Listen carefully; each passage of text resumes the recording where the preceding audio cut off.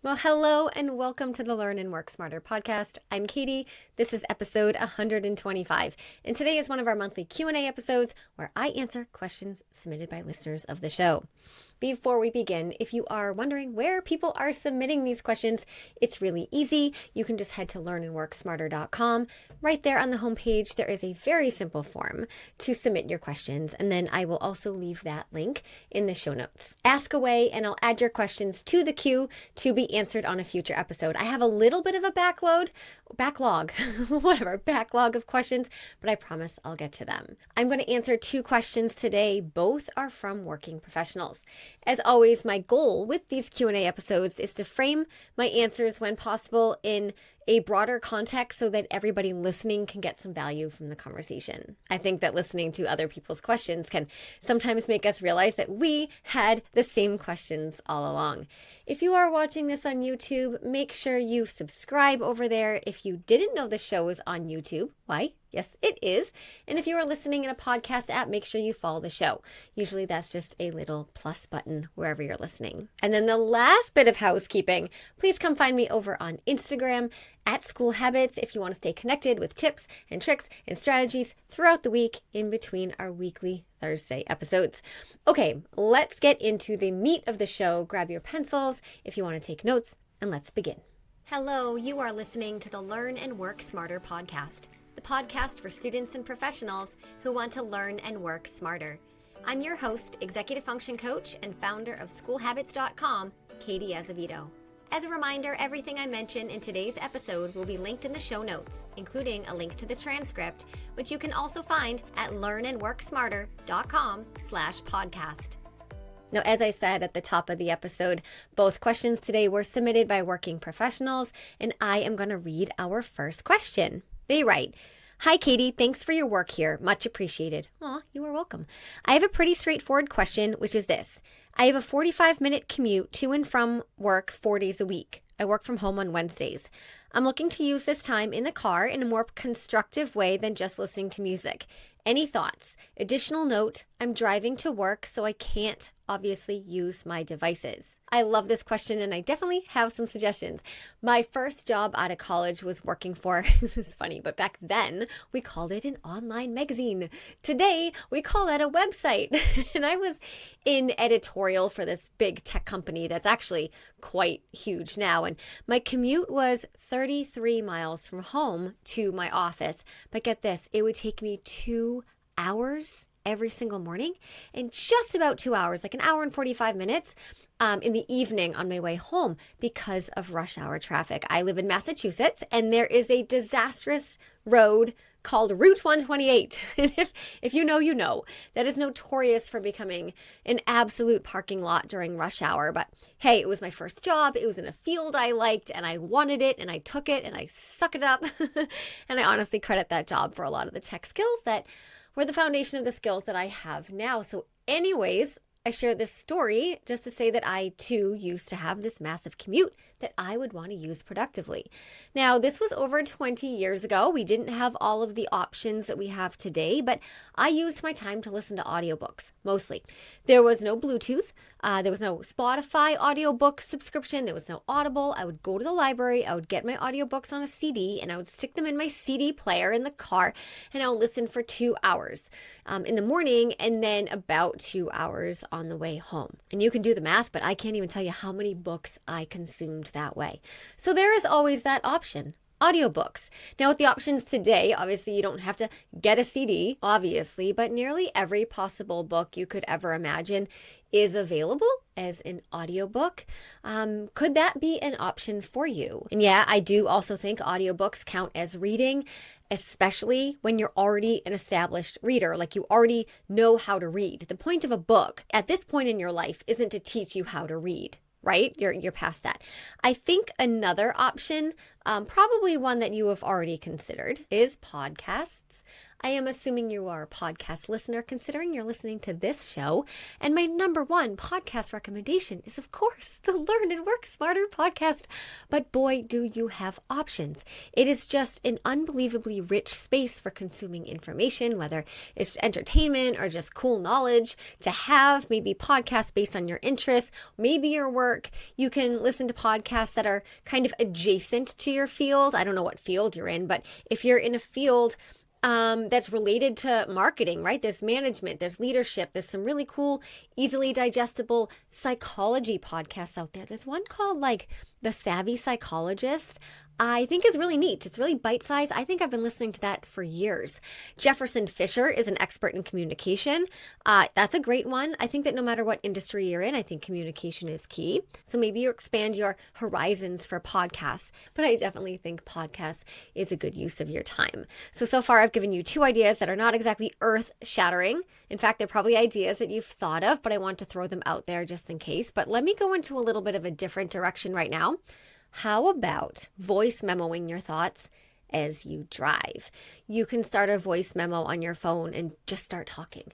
You can download your plans for the day, your plans for the week, maybe what you're worried about, what you're thinking about. Let it be kind of like this stream of consciousness download sort of thing.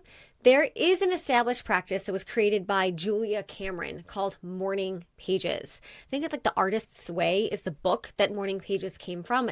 I don't do this morning pages, this whole thing, because my mornings are hectic with kids and things like that. But it's this concept of waking up and letting the first thing you do being getting rid of all of the clutter and junk and nonsense thoughts that are kind of swirling around our brain so that we can really start our day, whether it's work or school or otherwise, with total clarity and a fresh psyche, because you've cleaned out all that junky stuff in your written download. And you might think that just thinking these things to yourself has the same effect, but I don't think it does. Voice recording forces us to speak our thoughts out loud, which involves a different area of the brain. It forces us to articulate our thoughts, which is different than just thinking them. Because when we think things, we don't often think them all the way through. We kind of jump from here to here to here and fill in the gaps like with our thoughts. But when you're speaking, you're more inclined to finish the thought. And even if you never go back to listen to any of your voice memos, they have still served a purpose. Also, this is like up-leveled a little bit, but you could also grab the transcript of your voice memo when you arrive at the office. You can copy and paste it into AI if you wanted, and you can ask AI to extract anything meaningful from it. Say, hey, did I come up with any tasks or ideas in this voice memo? You could have AI pull the most important ideas from it and give you like 10 bullet points that you would then review and say like, yes, this is important. No, this wasn't important. You can't just rely on AI's answers. You have to use your own brain there. But I think that could be a really neat use of AI, a responsible use of AI, especially if you're voice memoing for like 45 minutes. I mean, that's going to produce a pretty long transcript that you're going to have, not have time to go through when you get to the office, of course. You could also use the voice memo strategy to work through a problem you're trying to solve at work, kind of like a brainstorm mastermind with yourself. So I have an episode called How to Think. That is episode 110. That was one of my favorites to record. In that episode, I talk about how thinking is often something that we need to do, that we need to intentionally set aside time for. And we don't do that as busy humans. So how do we do this? So we can tell ourselves, okay, during this morning commute, this is what I'm going to think about, and this is the problem I'm going to solve. And then we provide ourselves with that input. Okay, so this is the problem that I'm going to work on. That's the input. What is the problem that you're trying to solve or work through? And then you need to provide yourself the space, which in your case is your morning commute.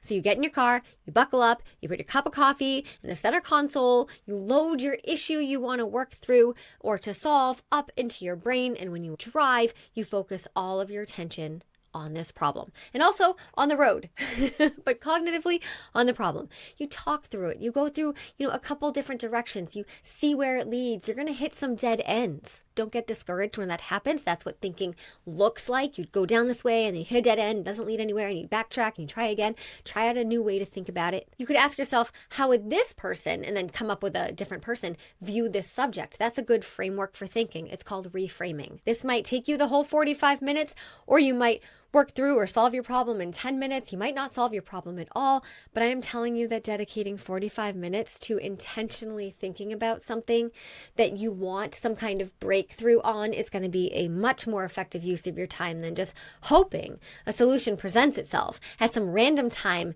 in the future.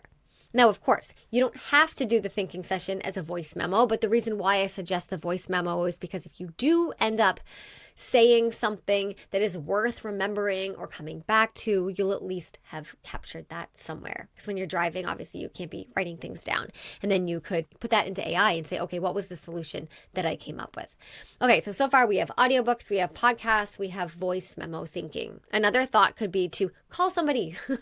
That old-fashioned pick up the phone and call somebody. Now, depending on when your commute time is, it may not be the optimal time to call everybody because they might be rushing out the door in the morning on their way to work too. Like if someone called me in the morning, like no chance. But if you can think of maybe like 1 to 3 people you could have on rotation, maybe people who are accessible during the time of your morning commute or in your evening commute, that might be more practical, I guess. Maybe you could give them a call once a week. And if you have 1 to 3 people on rotation, you end up calling each person like every 2 to 3 weeks. And that could do a lot to maintain connections with people who are important to us. Now, another idea, which at first might not sound like the constructive use of time you're looking for, but listening to music. Most of us know that music makes us feel a certain kind of way. And depending on the beat, the tempo, the lyrics, the artist, all the factors, music can pump us up. It can mellow us out. It can make us feel every single emotion possible. So think about your morning commute. Where are you going? You're going to work. What's the mindset and the emotional state that you want to be in when you arrive at the office? Do you want to be pumped up and energetic and enthusiastic? Well, then maybe you curate a morning commute playlist that's full of songs that make you feel pumped up for the day. Will that energy last all day or even past lunch? Probably not, but it could at least help make your first few hours or first few tasks at the office feel good. It could increase your productivity for your first set of morning projects, and I'd say that's worth it. And then think about how you want to feel as you come home from work. Are you going straight home and you want to feel mellow and calm after a wild and emotionally roller coastery day? Well, then curate a playlist that's going to settle you. Are you going straight from work to the gym? All right, well, then maybe you have a different kind of pump-up music that gets you psyched for the gym. Now, one other strategy, I keep thinking that like I'm done, but one other strategy I want to mention before I share something that might be helpful for students too, but sticking with the professional angle here, you could use your morning commute to rehearse anything that needs rehearsing. So let's say that you have a presentation coming up or a meeting or a conversation that you're going to be having with a boss, maybe your annual review, maybe you're a manager and you're doing somebody else's review. If something's coming up that requires verbally communicating something to other people, perhaps something that you need to have rehearsed and memorize, like you're not presenting from slides, your commute time is a great moment to practice these things. The more we practice anything, the smoother it becomes. And especially when it comes to communicating more high stakes stuff like work presentations and reviews and hard conversations, things like that, this practice can become invaluable, I would say. And then like where else in your day or in your week are you going to have time to practice delivering something in total privacy, in total silence for a good solid 45-minute chunk? Probably no other time at all. Now, you can mix these strategies up all week. You could have 1 week where you're trying to get through an audiobook. So every day you're listening to this audiobook. Maybe you're going on a podcast binge. Maybe you're going back and forth between listening to a podcast, throwing in some thinking time and some problem solving time. And then you call a friend. That's like, 5 different things to do on 5 different work days right there. Now, to any students listening who may also have a commute, which isn't likely to be 45 minutes, but let's say that you do have a car ride. It's not even to like school or campus necessarily, but you have a car ride that happens at a regular interval throughout the week, or you're a student who also has a job or an internship, so you're commuting, to and from work or there or going to school at night, whatever it is. You could also use your car time for priming or review. Remember, we're not watching videos when we're driving. We are not writing anything when we're driving. We're not reading anything when we're driving. We're not doing anything that's like super cognitively intense because our main job is to drive. Okay, but there is so much content that professors assign that has an audio component. Even if it's a video, it's obviously an audio component as well. So let's start with priming. Priming is when you expose yourself to material before you dive more deeply into it. A simple example would be like Googling the author of a book and the time period that they lived in before reading one of their books so that you can better understand the context of the book as you read it. And commute time can be a great opportunity for priming yourself to the things that you're going to be learning in class. So how do we do this? Let's say there's a video in your portal that hasn't been assigned yet, but it's still in there and you know it's going to be, an upcoming assignment. You could listen to that video like one time through, just like low key. You're not completely locked into it, but it's kind of just running and it's something that you're listening to kind of like a podcast. Right? You can listen to that video one time through when you're driving, not to comprehend every little piece of information, not any real depth or intensity, but to get the gist of the video, to expose yourself to the material. And when you're watching this video for real, like for an assignment later on that might come, or maybe the assignment later on has questions or an essay with it, that second time that you watch the video for real, you're going to get so much more out of it. It is going to make so much more sense to you. The assignment that comes with that video is going to be a bazillion times easier. And that's because priming is like applying paint primer before you paint the wall. You prime a wall with paint primer before you paint it so that the paint lasts longer and it sticks better. And if you do a quick listen of a lecture or a video before the real thing, it's going to stick better and last longer.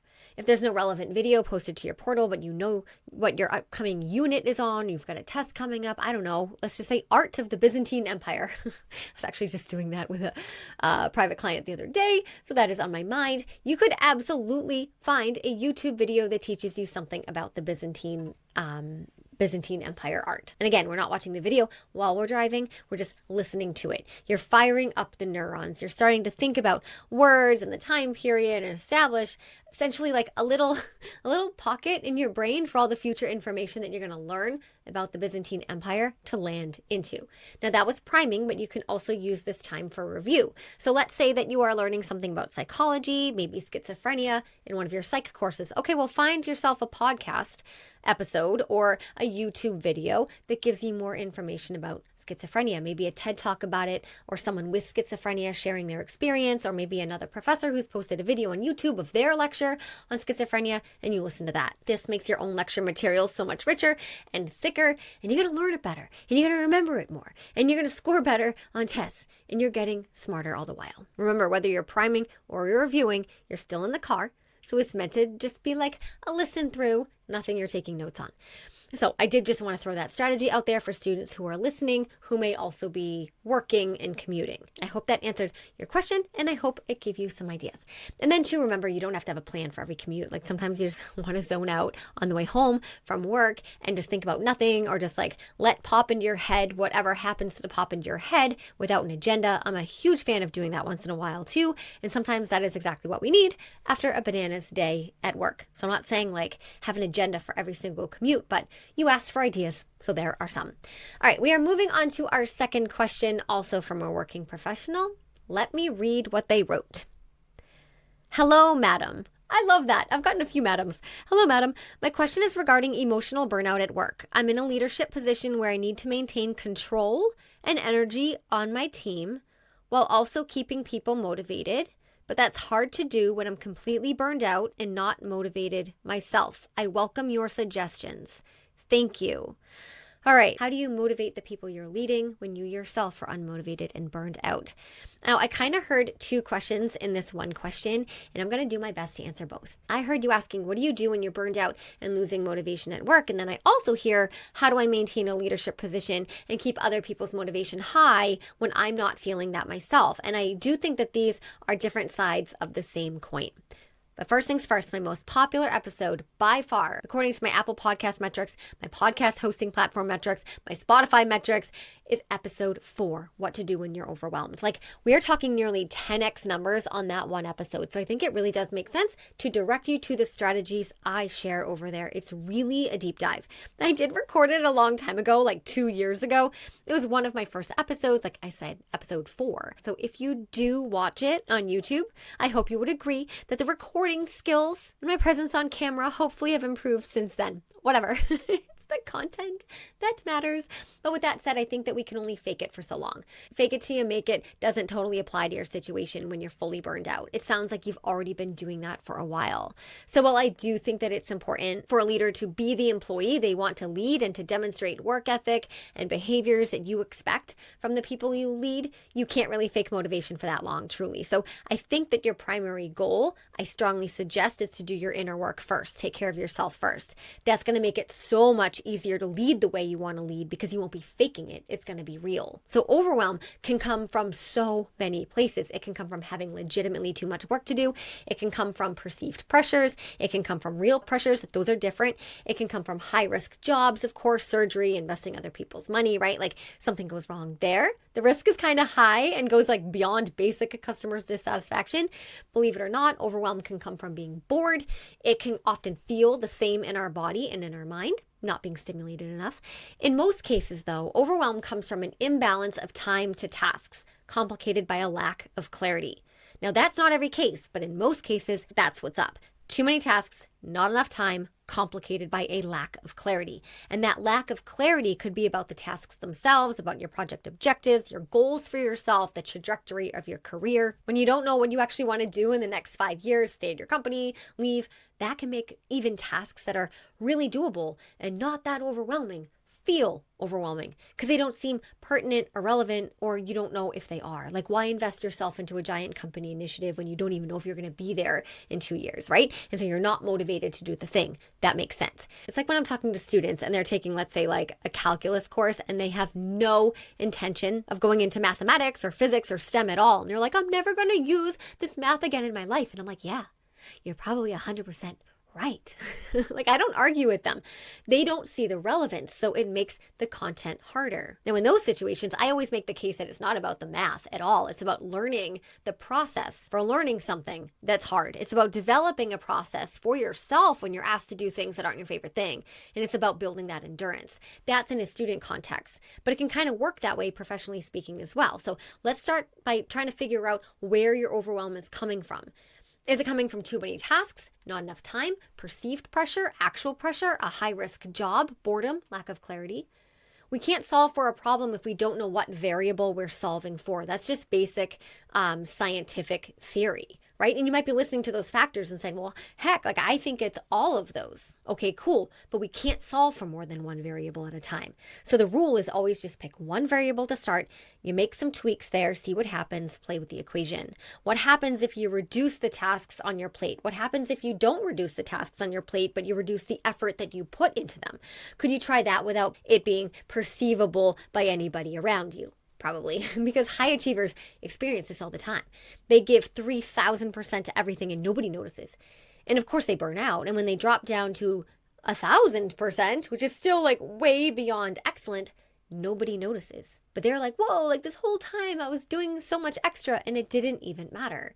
I suggest you do a time and task inventory. That can help with a lot of these factors. It can help with a lack of clarity. It can help with the imbalance of the time and task equation. What are you actually responsible for in a week? Not imagined, okay? Not in some outlier anomaly week, but in a typical week. What are you expected to do? How much time are you spending on your things? How much time are you spending on meetings?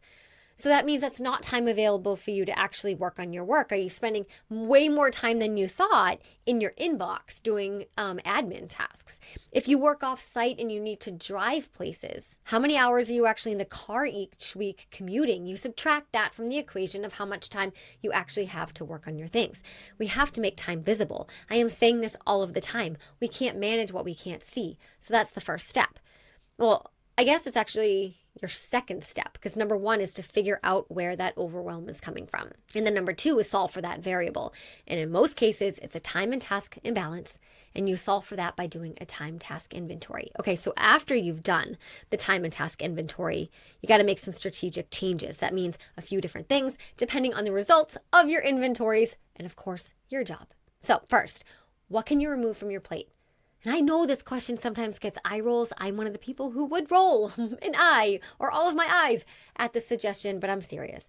Overwhelm can be really tough to come back from if you don't manage it properly in the beginning. It's not just about systems and efficiency. Overwhelm can become emotional and psychological, and like we can feel it physically too if we don't address it. And one of the most direct ways to address overwhelm is to do fewer things. So what can you remove from your plate, at least temporarily, maybe for a week, maybe for 2 weeks, maybe for a month, maybe for a quarter, maybe for the season? I don't know the answer to that question. Only you do. Next, what can you delegate? You said you're in a leadership position, so that means that you have the ability to delegate, and good leaders do that. So who on your team could handle a task just as well as you can? I'm sure there's got to be somebody. And that could actually be a good opportunity for them to demonstrate that they are capable. And then maybe that's a task that they keep, or again, maybe it's temporary. I always find that when I'm about to make a change like this that feels scary, because I'm not one that really likes a lot of change, I add for a little while at the end of it. So you're going to remove your tasks from the plate for a little while. You might ask someone on your team to take a task or two from you for a little while, right? It kind of just softens the significance of doing the thing. And then third, I mentioned this briefly, but what can you just lower the effort on without there being a significant consequence? So instead of doing something at 3,000%, can you do it 1,000%? Instead of doing something at 100%, could you do it at 80% and still produce what's expected? Could you do 80% and then have someone else on your team do the final 20%? So maybe you're writing the report and you're doing the analytics, but then you're handing the report off to your team member to maybe make the slide deck and present those analytics. Are there any tasks that you do on your daily or weekly schedule that are really just for you, that aren't necessarily deliverables, but let's say email? Instead of checking email all day long, could you reduce the amount of times that you check email to maybe 3 times a week? So that's what I mean by lowering the effort. It's either lowering the frequency or the effort. Chances are nobody's going to notice. Now, I do want this point to be fully understood. We cannot outsystem true burnout. We just can't. So we have to look at capacity and not just workload and tasks. So in order to protect our capacity so that we don't crash all together, we have to be sleeping. We have to be doing some restful activities, taking legitimate breaks from our work. So at the office, instead of working through lunch, get away from your desk and go for a walk. Maybe try breaking your day up into 2-hour chunks separated by half-hour breaks in between. Nobody is going to notice those breaks, but that's when you get up from your chair, you get away from your desk or from wherever your working environment is, go outside if you can. Don't take your phone with you unless you're using it to maybe call a friend or listen to music. We're not checking email during these breaks. Sometimes too, I tell people that feeling overwhelmed at work is not always about work, but it's about feeling overwhelmed in other parts of life. So do you have a million different things going on at home? Maybe it's family stuff, house projects, relationship drama, friend drama, unfinished personal projects. Could that be a source of your overwhelm, and it's just compounding with your regular work stuff? I tell this to students as well who come in and they're so overwhelmed and their first thought is, well, I'm overwhelmed with school. But if we look at the actual things that they have to do for school, it's a reasonable amount, but they've got a lot of other things going on, like friend drama and sports and a million activities. So the overwhelm is outside of school, but because they spend so much time in school, they're just naturally assuming that the source of the problem is school. You have to look at the holistic picture of where are you spending your time? Where could the overwhelm be coming from? And then maybe look at some of those areas and see if we can insert some peace there. Those are just questions I want you to ask yourself. Again, I don't know the particulars, but the core message there is that sometimes when we're overwhelmed at work or at school, that overwhelm is actually coming from other places. But just because we spend so much time at work and in school, our default was to assume that school and work is the problem. Now, moving on to the second question that was buried in your primary question, how do you continue to lead and to motivate your team when you're not feeling motivated yourself? And I think it's a misunderstanding here because we don't need to feel highly motivated to be an effective leader. Just like you don't need to be in the best shape of your life to be an incredible coach to an Olympic athlete. You have to know the mechanics and the mindset, but you don't have to be the fastest sprinter in the world to coach the fastest sprinter in the world. Your team doesn't need you to be locked in and fully motivated at all times. In fact, that's humanly impossible. Your team doesn't need you to feel or be the motivation master. They need clarity from you. They need consistency from you. They need stability from you. They don't need ultra high energy performance at all times. So I encourage you to change the way that you're thinking about this. Instead of how can I show up fully motivated for my team, think, okay, how can I make sure that I'm delivering clear priorities for my team so they can do what they need to do? Because I say this a lot, but a key factor in low motivation is lack of clarity. So you can motivate your teammates or improve their motivation for their work by making sure that they have total clarity on what's expected of them. Clear and calm communication is more important from a leader than that leader being motivated themselves. So are you communicating clearly in all your email correspondence, in your meetings, in your memos? If your team feels like you're not communicating clearly, then they're not going to be motivated to execute. But you can feel unmotivated and burned out and still write a clear email or give clear instructions, right? Motivation doesn't even play a role in that at all. You can improve your team's motivation or maintain it by showing up consistently at work yourself. When other people know what to expect from us and when we're consistent in our responses and our behaviors, they feel seen and heard and cared for and calm, and they don't feel uncertain about things. And then therefore, they feel good about their job. And when they feel good about their job, they're motivated to do it. Honestly, you can totally lead well even on low energy days or weeks. Leadership, I don't think, is about energy at all times, but it's definitely about emotional regulation. So if your overwhelm is leading you to, lash out or have a short fuse, that's going to do some damage on your team. But that falls under the category of calm, clear communication that I already covered. All right, so quick little recap here. Start with trying to identify the source of your overwhelm. In most cases, it's a task-time imbalance with a dose of lack of clarity. Are you clear on what you need to do? Are you clear on what your own priorities are? Are you clear on what's expected of you each day, each week, and each quarter? Do you know exactly what your deliverables are? Do you know how much time you have, how much time you don't have, how much time you spend in meetings, and time that you spend commuting? Once you have that data, you adjust the system that's connected to that data.